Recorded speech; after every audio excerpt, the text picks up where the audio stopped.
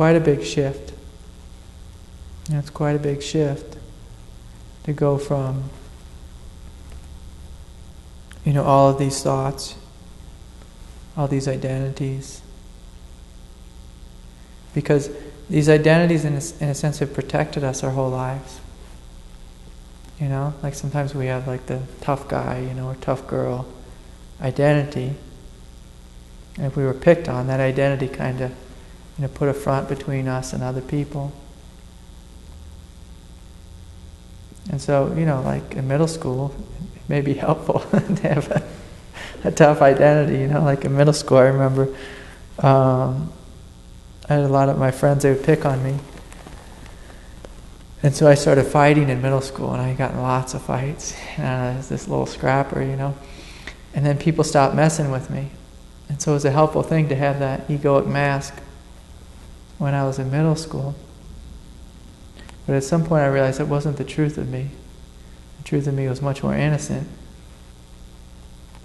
And so when I would live in that kind of that tough guy scrapper mask, it felt terrible. It felt like I wasn't being true to who I am.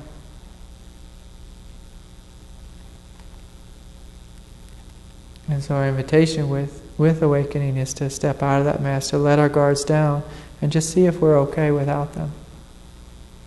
But most of us, we spend our whole lives behind these masks because we're afraid of being vulnerable, being open with life, because we think it's going to be like middle school or high school or whatever it is.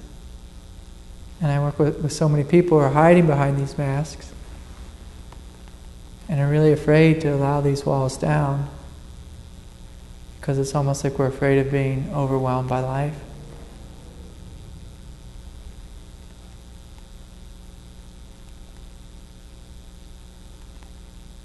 But what we find is that it's a terrible way to live. If you're this huge presence of innocence, this huge presence of beauty and divinity, and you're living behind a mask, you're going to feel a pressure there. There's going to be like a sense inside that you're not being fully authentic. You're not living and being who you are.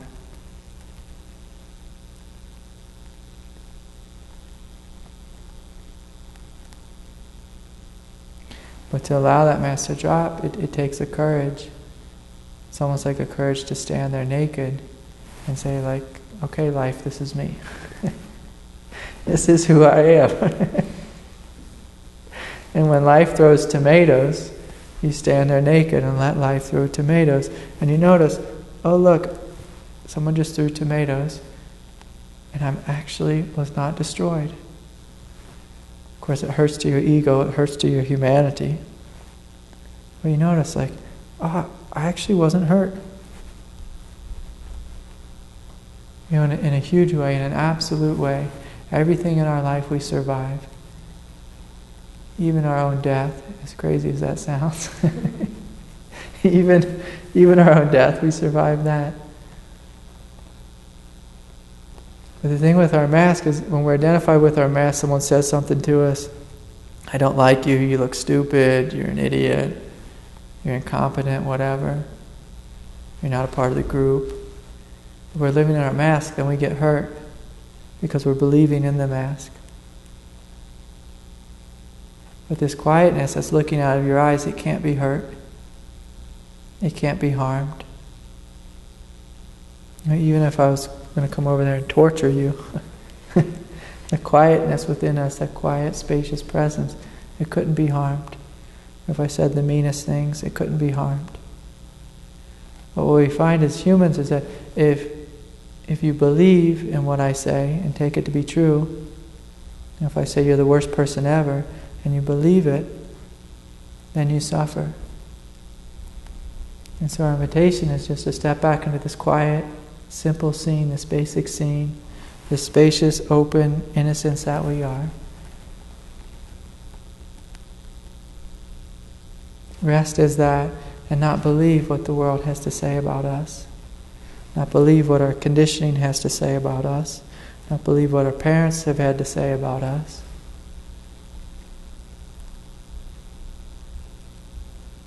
and just identify as this hugeness, this spaciousness, this quiet. When we live from this place, we become like the sky, like huge and vast and free. And if anxiety comes, there's room for anxiety to come and go. We meet it with love. If anger or sadness comes, there's room for it. We meet it with love. Because it's not that our humanity will disappear when we identify with the hugeness, the innocence, divinity that we are.